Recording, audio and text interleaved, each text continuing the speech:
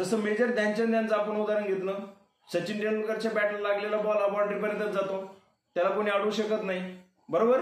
म्हणजे कालमर्यादा किंवा त्याने ठरवलेलं आहे माझ्या एकदा बॅटला बॉल लागला की तो बाउंड्रीच्या पलीकडे गेला पाहिजे. मग मला तो समोर जाऊ, लेफ्ट साईडला जाऊ, राईटला जाऊ किंवा बॅकला जाऊ, कुठेही जाऊ, बरोबर, तोपर्यंत तो काय होणार आहे, बॉल कोणालाही अडवता येणार नाही. याला म्हणायचं मेजरेबल. त्याच्यानंतर पुढे आहे अचिव्हेबल. पुढचा थर्ड पॉईंट आहे एस स्टँड्स फॉर अचिव्हेबल. म्हणजे SMART. S stands for specific, M stands for measurable, A stands for achievable, R stands for realistic and then T stands for time bound. Okay, तर त्यातला आपला third point आता आपण सुरू करतोय. आणि तो थर्ड पॉईंट असा आहे, अचिव्हेबल म्हणजे प्राप्त करता येण्याजोगं किंवा साध्य करता येण्याजोगं ध्येय. मग माझी कॅपॅसिटी, मी कलेक्टर होऊ शकत नाही, मग मी शिपाई होण्याचं स्वप्न पाहिजे का? नाही. स्वप्न नेहमी माणसाने उंचच पाहिजे असतात, मोठी स्वप्न पाहिजे असतात, बरोबर. साध्य होऊ अगर नाही होऊ, बरोबर. आपल्याला अनेक मार्ग सापडतात, बरोबर. त्याच्यामुळे छोटं ध्येय कोणी पाहायचं नाही, ध्येयाचा विचार सुद्धा करायचा नाही. ते ध्येय तुम्हाला तसंही मिळणारच आहे. तुम्ही जेव्हा मोठी ध्येय पाहताल, मोठी स्वप्न पाहताल, तेव्हा तुम्हाला ती सत्यामध्ये उतरवता येतील, छोटी तरी उतरवता येतील.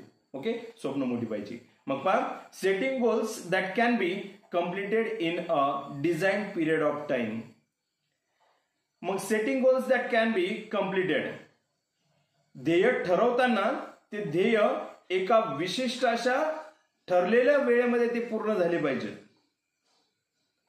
Often, these goals may act like stepping stones to help meeting broader goals that further define a career. म्हणजेच थोडक्यात काय, तर तीच ध्येय असतात, these goals that further define a career.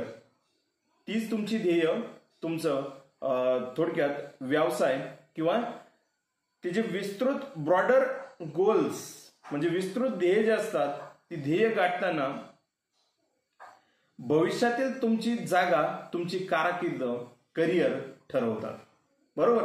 म्हणजे जेवढी विस्तृत ध्येय असतील ती तुमची भविष्याची कारकीर्द ठरवतात.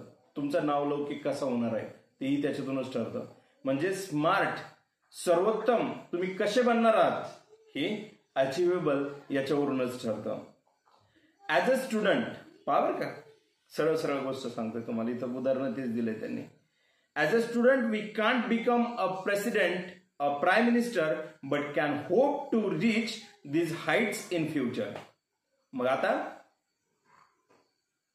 जर समजा आपण आयुष्यामध्ये, पहा बरं का, आपण आयुष्यामध्ये पंतप्रधान, राष्ट्रपती होऊ शकत नाही, पण तसा विचार करायला काय हरकत आहे. पहा, पूर्वी कल्पना विस्तार म्हणून एक निबंधाचा प्रकार होता, आणि तो असा असायचा की मी मुख्यमंत्री झालो तर, मी पंतप्रधान झालो तर, मी राष्ट्रपती झालो तर, मी सैनिक झालो तर, बरोबर. म्हणजे कल्पनेला काय दिलं जायचं, तर आपल्या कल्पना विस्तृत केल्या जायच्या, ब्रॉडर, थोडक्यात ब्रॉडर गोल्स असंच मी त्या ठिकाणी म्हणणार आहे, कारण आता पण विस्तृत ध्येय त्या ठिकाणी येऊन गेलेलं आहे, बरोबर. मग माझ्या आयुष्यामध्ये मी कलेक्टर होऊ शकत नाही, पण मी तसा विचार करायला काय हरकत आहे, कलेक्टरची कामं काय असतात, बरोबर. मग मी त्याच्यातून एखादा समाजसेवक तरी होईल.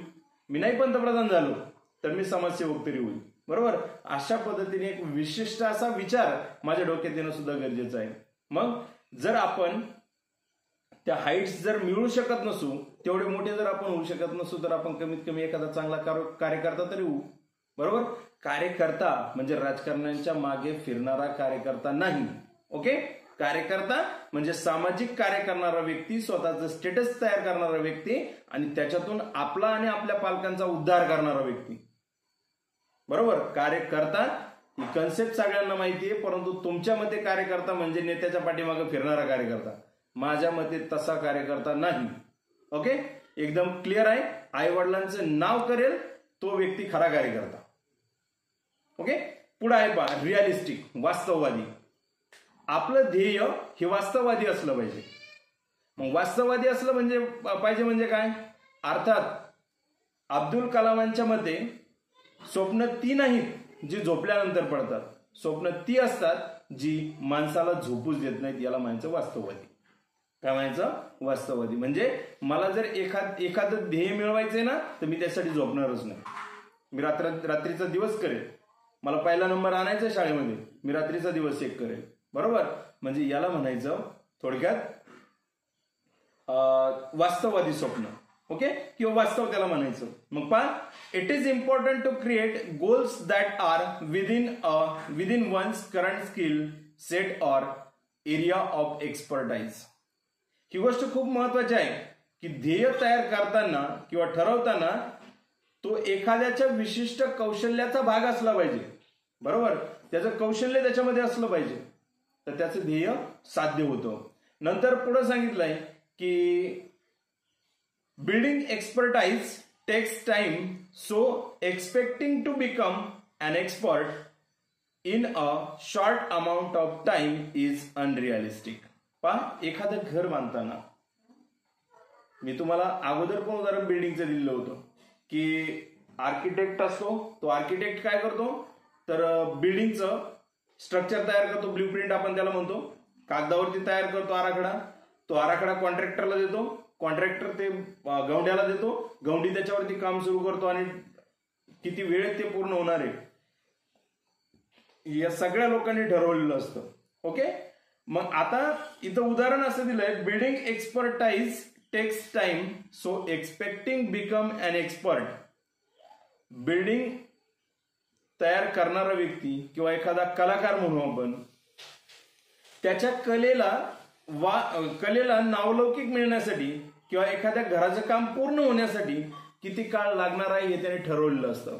पण एखादा एक्सपर्ट जर असं म्हणत असेल की हे घर मी कमीत कमी वेळेमध्ये तयार करतो, तर ती व्यक्ती अनरिअलिस्टिक आहे. ती व्यक्ती अनरिअलिस्टिक आहे का, तर आपल्याला साधं माहितीये, आपलं घर जर बांधायचं असेल तर बीम किंवा तो जो स्लॅब आपण टाकतो, रूफ आपण छत जे तयार करतो, ते जे छत आहे ते छत आपल्याला 21 दिवस पाणी मारून वाळावं लागतं. बरोबर. त्याला पाणी घ्यावं लागतं. म्हणजे बिल्डिंग एक्सपर्टाइज कमीत कमी असं म्हणेल का, मी हे घर 1 महिन्याच्या आतमध्ये बांधतो. जर तसं कोणी म्हणलं तर समजून जायचं इट्स अनरिअलिस्टिक. म्हणजे माझ्या आवाक्याच्या बाहेर मी स्वप्न पाहणं हे सुद्धा अनरिअलिस्टिक आहे. ओके. स्वप्न मोठी पाहिजे, पण त्याच्या अंतर्गत छोटी आपल्याला साध्य करायची. बरोबर. त्याच्यानंतर पुढे असं सांगितलंय,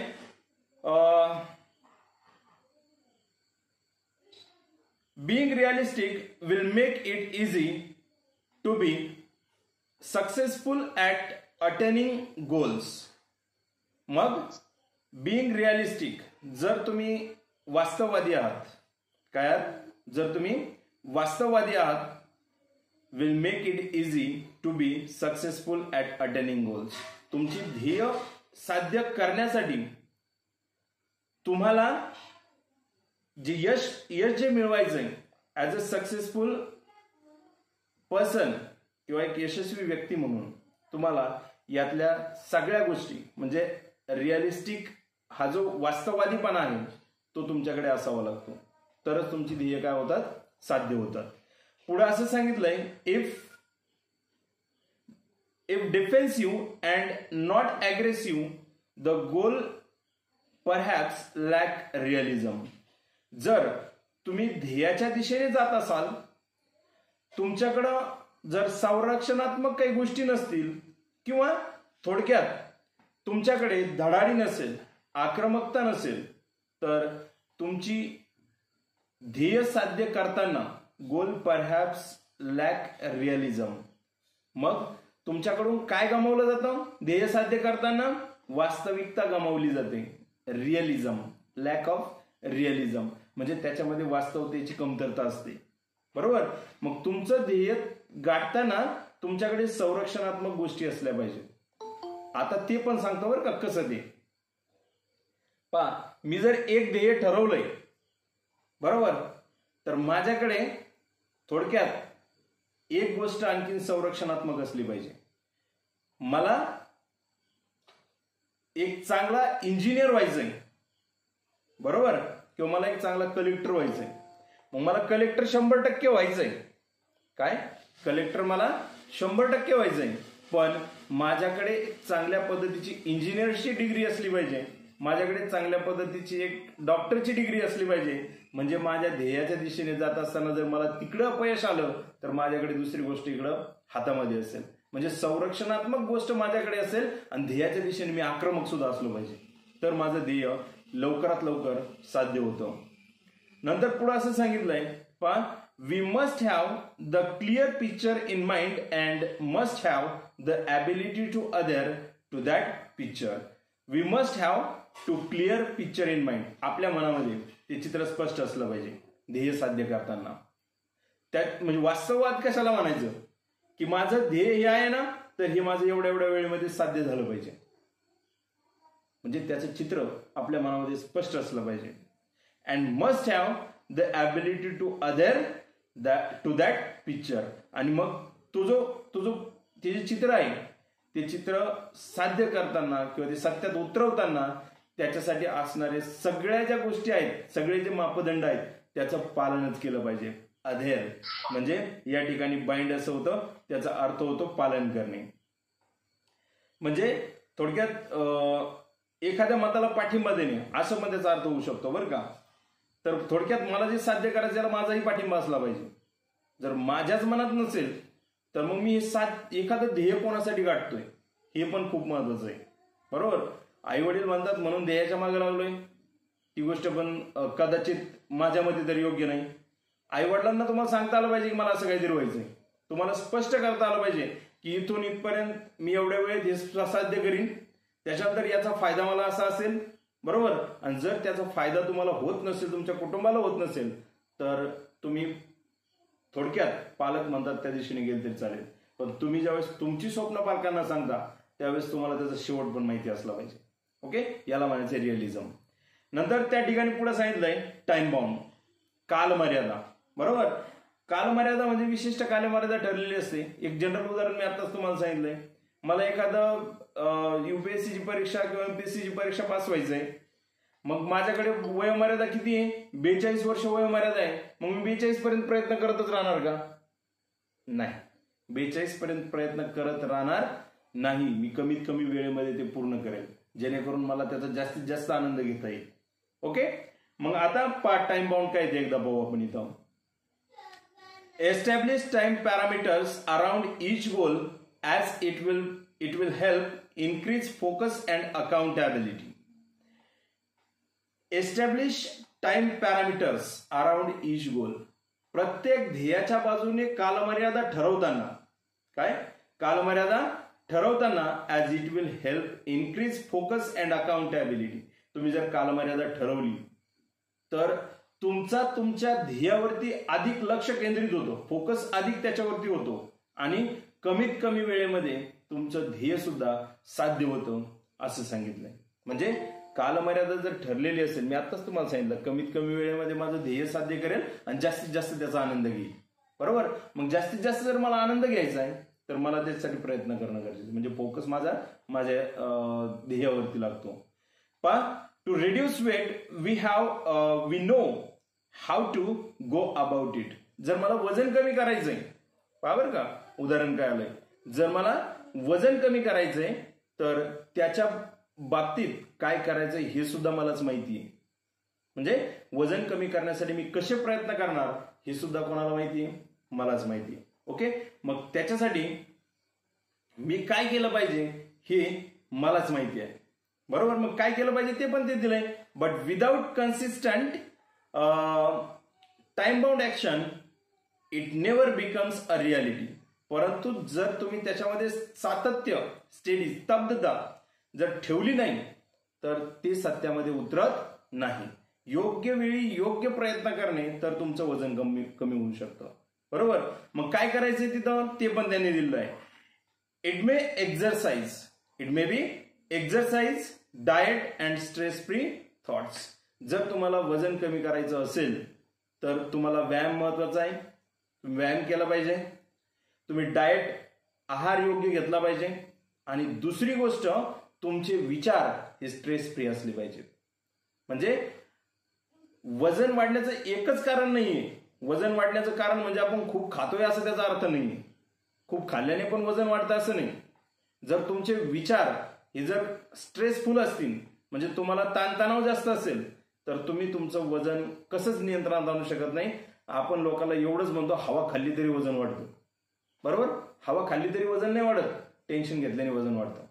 ओके, मग त्याच्यानंतर इथं महत्वाची गोष्ट काय आहे, तर आपण आपले विचार जे आहेत ते पूर्णपणे स्ट्रेस फ्री ठेवणे. बरोबर, पुढे एक गोष्ट सांगितली आहे त्यांनी, ती अशी सांगितली आहे, तर तुम्हाला आहार व्यवस्थापन करायचंय, व्यायाम करायचा आहे, म्हणजे तुमचं वजन कमी होऊ शकतं. All this have to be practised and implemented without hesitation. तुम्ही संकोच न बाळगता या सगळ्या गोष्टींचं पालन केलं पाहिजे. मग मी व्यायाम करतोय, लोक मला काय म्हणतील, आता माझं वय किती, बरोबर, याच्याशी आपल्याला काही घेणं देणं नाही. तुम्ही विद्यार्थी आहात, तुम्ही विद्यार्थी दशेमध्ये आहात, you are a teenagers, you should exercise regularly, make your diet, then make your stress free thoughts. बरोबर, म्हणजे तुम्ही मेंटेन राहू शकता. तुमचं वजन वाढलेलं नाही, वाढलेलं असेल तर तुम्ही ते कमी करू शकता. तुमच्यासाठी इथं प्रयत्न म्हणजे सेंटेन्सच्या माध्यमातून ते दिलेलंच आहे. त्याच्यानंतर पुढे असं सांगितलंय, ती सेंटेन्स पुन्हा घेतोय मी. All this have to be practised and implemented without hesitation, doubt or indifference, but within a deadline. तुम्हाला संकोच न बाळगता कोणत्याही पद्धतीचा त्याच्यामध्ये डाऊट न ठेवता, आणि अजून इंडिफरन्स बट विदिन अ डेडलाईन, तुम्हाला संकोच न बाळगता एका विशिष्ट कालमर्यादेमध्ये हे प्रयत्न करणं गरजेचं आहे. म्हणजे हे झालं उदाहरण प्रॅक्टिकली वजन कमी करण्याचं. असंच उदाहरण तुम्हाला तुमचं ध्येय साध्य करताना पण ठेवायचं आहे. म्हणजे वजन कमी करणं हे जर ध्येय असेल तर त्यांनी हे सांगितलं. बरोबर, तुमचं ध्येय कोणतं आहे त्याच्यासाठी तुम्हाला डेडलाईन पण महत्वाची आहे, म्हणजे टाइम बाउंड, ही खूप महत्वाची गोष्ट आहे. इथं तुमचा स्मार्ट हा शब्द आपण पूर्णपणे एक्सप्लेन केलाय. त्याच्या पुढे एक 2 पॅराग्राफ राहिले, ते पहा. विजन, विशेष, intentions and dreams are all valuable. What is valuable during your goal time. तुमचा ध्येयाचा कालखंड जो आहे किंवा achieving goal, what is important, important is your vision. तुमची दृष्टी, दूरदृष्टीता ही खूप महत्वाची आहे. तुमचं विजन खूप महत्वाचं आहे की तुम्ही कलेक्टर कशासाठी होणार आहात, तुम्ही पोलीस कशासाठी होणार आहात. तुम्ही जर हप्ते गोळा करायसाठी जर पोलीस होत असाल, बरोबर, तर तुम्ही तुमचं ध्येय साध्य करू शकता, पण त्याच्यामध्ये सुख तुम्हाला लागत नाही. मला इथं ही गोष्ट सांगायची आहे की फक्त खाण्यासाठीच माणसाने जगायला नको, जगण्यासाठी खाल्लं पाहिजे. बरोबर, ही खूप महत्वाची गोष्ट आहे. बरोबर, मग या ठिकाणी दृष्टी महत्वाची आहे, विशेष शुभेच्छा महत्वाच्या आहेत, त्याचबरोबर इंटेन्शन, तुम्ही ध्येय साध्य करताय, मग तुमचा हेतू काय तोही महत्वाचा आहे या ठिकाणी. म्हणजे वैयक्तिक मी कोण असलो पाहिजे, तर मी बी अ मॅन असलो पाहिजे, मी माणूस असलो पाहिजे. बरोबर, माणसाच्या जीवनात माणूस पण सोडून दुसरं काहीच येत नाही. तुम्ही खूप म्हाताऱ्या माणसांकडूनही ती गोष्टी ऐकू शकता. जीवन कसं असतं ना हे फक्त म्हाताऱ्या माणसाला विचारायचं. आमच्यासारखे असतील काही तरुण, तुमच्यासारखे टीनेजर्स असतील, यांना विचारायचं ना व्हॉट इज लाईफ, कारण आपण अजून जगलेलोच नाहीये. बरोबर, शेवटच्या स्टेपपर्यंत जाणारा माणूस हा खरं आयुष्य जगलेला असतो आणि अनुभव पण त्याचेच घ्यायचे. बरोबर, तर मग या ठिकाणी ध्येय साध्य करताना व्हॅल्युएबल थिंग्स कोणत्या सांगितल्यात, तर त्याच्यामध्ये विजन सांगितलंय, विशेष सांगितल्यात, इंटेन्शन सांगितलेत, अँड ड्रीम्स, स्वप्न सुद्धा. स्वप्न खूप महत्वाचे आहे. पहा, तुम्हाला ती म्हातारी माणसं सांगतील कुटुंबासाठी जगता जगता जगायचंच राहून गेलं, म्हणजे स्वप्न बाजूलाच राहिली. बरोबर, तर आपल्याला स्वप्न साकार करण्यासाठी जगायचंय. बरोबर, तीच आपली ध्येय असली पाहिजे. त्याच्यानंतर पुढे असं सांगितलंय, the spark of imagination and encourage us to define where we want to reach. मग ह्या ज्या 4 गोष्टी आहेत, या 4 गोष्टी तुमची कल्पकता जागृत करतात, तुम्हाला प्रेरित करतात की आपल्याला कुठपर्यंत जायचंय, where we want to reach, आपल्याला कुठं पोहोचायचंय. हे जर तुम्हाला जाणून घ्यायचं असेल तर तुमच्याकडे ते 4 गोष्टी असल्या पाहिजेत: विजन, विशेष, इंटेन्शन्स अँड ड्रीम्स, तुमचे स्वप्न पण. ओके, त्याच्यानंतर पुढे सांगितलंय the spark in order to get there, however, we need to bring life images.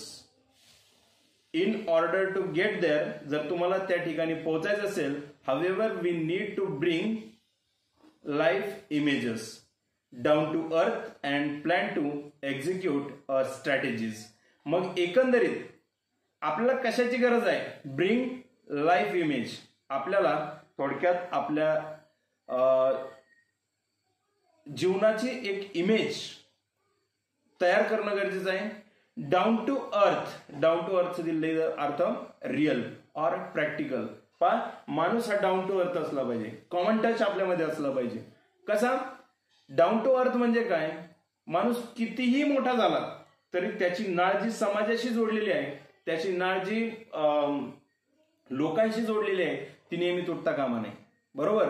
म्हणजे मला राजाबरोबर चालायचंय पण कॉमन टच विसरायचं नाहीये, कारण शेवटचा घटक पण आपल्यासाठी महत्वाचा आहे. ओके, याला म्हणायचं रिअलिझम. ही सुद्धा रिअलिझम मध्ये येते. It's a realistic. It is called as a down to earth. याला सुद्धा म्हणायचं. म्हणजे आपण म्हणतो, आपणच कधी कधी बोलतो, माणूस एवढा मोठा आहे ना, पण त्याने सामाजिक भान कधी तो विसरला नाही, समाजाची नाळ त्याने कधी सोडलेली नाही. या गोष्टी आपण ऐकलेल्या आहेत. याला म्हणायचं डाऊन टू अर्थ. त्याच्यानंतर पुढे असं सांगितलंय, plan to execute our strategies. To execute म्हणजे टू कॅरी आउट, कार्यान्वित करणे, कृतीत आणणे. ओके. आणि त्याच्यानंतर स्ट्रॅटेजी, प्लॅन ऑफ ऍक्शन म्हणजे थोडक्यात तुम्ही जी कृती करता त्याची योजना. म्हणजे plan to execute our strategies म्हणजे आपल्याला आपल्या ज्या काही योजना आहेत त्या योजना ध्येयासाठी कार्यान्वित करणं गरजेचं आहे. The quality and quantity of energy we put forth directly impact the result. जर आपण ध्येय साध्य करताना आपल्या ऊर्जेची, शक्तीची किंवा ताकदीची जर आपण क्वालिटी आणि क्वांटिटी ठेवली, म्हणजे काम करण्याची मर्यादा, मापदंड आणि त्याची गुणवत्ता, या जर दोन्ही गोष्टी आपण ठेवल्या तर आपण आपल्या ध्येयापर्यंत लवकरात लवकर पोहोचू शकतो. त्याचा परिणाम आपल्या रिझल्टवरतीच होतो. म्हणजे रिझल्ट आपल्याला दिसतात जर आपण ध्येय साध्य केलेली असतील. आपण जर क्वालिटी आणि क्वांटिटी जर ठेवलेली असेल ध्येय साध्य करताना, बरोबर, तर त्याचा परिणाम आपल्याला दिसतो. पहा, life is something like a trumpet. जीवन हे तुतारी सारखं आहे. तुतारी, उलटी पिपाणी माहिती असेल तुम्हाला, तुतारी, बरोबर, चिन्ह एका पक्षाचं चिन्ह बने, बरोबर. तर ती तुतारी जी आहे, जीवन त्या ट्रम्पेट सारखं आहे. आपणच ऐकलेलं आहे कित्येक वेळेस, गाजराची पुंगी वाजली तर वाजली, नाही तर मोडून खाल्ली, बरोबर. असं जीवन आहे असं लोक म्हणतात, बरोबर. मग इथं मला हेच सांगायचंय, काय तर जीवन हे तुतारी सारखं आहे. वाजलं तर वाजलं, नाही तर फेल, बरोबर. मग या ठिकाणी if we don't put anything in we can't get anything out.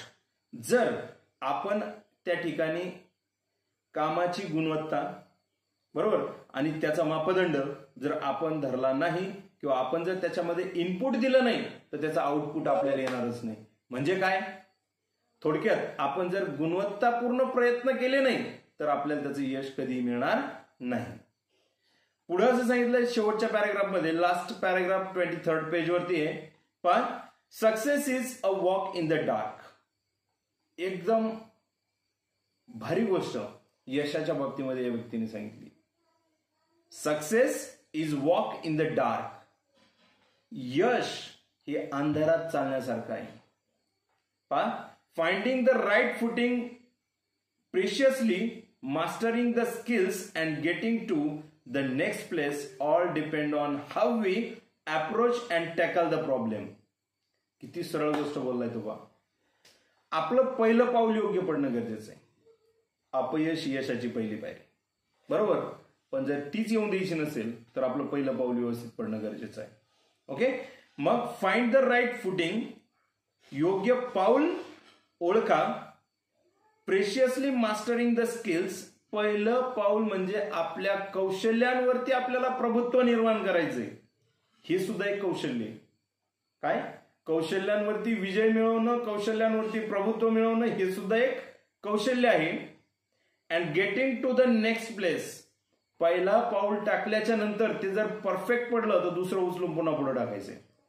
चिखलात चालताना काय करता रे तुम्ही? जो व्यक्ती निष्काळजीपणाने चालतो सटकून पडतो, बरोबर. आणि जो व्यक्ती पहिलं पाऊल चिखलात व्यवस्थित टाकतो, त्याला व्यवस्थित रुतवतो आणि पुन्हा दुसरं पाऊल पुढे टाकतो, तो व्यक्ती निश्चित यशस्वी होतो, बरोबर. म्हणजे तो चालू शकतो त्या काळामध्ये. मग finding right footing, preciously mastering the skills and getting to the next place all depend on how we approach and tackle the problem. आपण थोडक्यात समस्यांना सामोरं कसं जातो आणि त्या समस्यांना आपण कशा पद्धतीने ओळखतो याच्यावरती ठरतं आपलं यश कसं असेल. समस्या कोणाला येणार नाही येतं? समस्या 100% आहे. मला वाचता येत नाही अडचणी, मला लिहिता येत नाही अडचणी, मला बोलता येत नाही अडचणी, कॅमेऱ्यासमोर जाता येत नाही अडचणी, बरोबर. साधं फोटो काढायचा आहे तरी मी सगळ्याच्या मागे उभं राहतो, ही माझी अडचणी, बरोबर.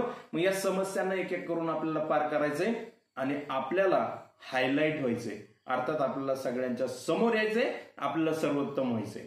ओके, हेच या ठिकाणी सांगितलेलं आहे. पहा, the best way to get from wherever we are so एक minute. the best way to get from where we are to where we want to be in the want to be is to find the footing of our next step. म्हणजेच या ठिकाणी असं सांगितलंय की आपण योग्य मार्ग निवडणे, आपण कुठे आहोत याची आपण पहिली ओळख करून घेणे. म्हणजे the best way to get from where we are, आपण कोठे आहोत, to where we want to be is to find the footing of our next step. आपल्याला कुठं जायचंय हे आपल्याला माहिती असलं पाहिजे, म्हणजे आपली पावलं एकदम व्यवस्थित पडतात. पहिलं पाऊल स्थिर झालं, आपण दुसरं पाऊल यशाच्या दिशेने टाकायचंय, आपलं ध्येय साध्य करताना टाकायचंय. आपल्याला व्यावसायिकता मिळवायची आहे तर आपल्याला त्याच्यातल्या प्रत्येक स्किलवरती आपली मास्टरी मिळवावं लागेल. आपल्याला नोकरी मिळवायची तर त्याच्यातल्या आपल्याला सुरुवातीच्या प्रत्येक स्किलवरती, अभ्यासावरती आपल्याला मास्टरी मिळवावं लागणार आहे, म्हणजे आपली पुढची पावलं योग्य पडतील. When we take the next step it should support and hold us without a crack.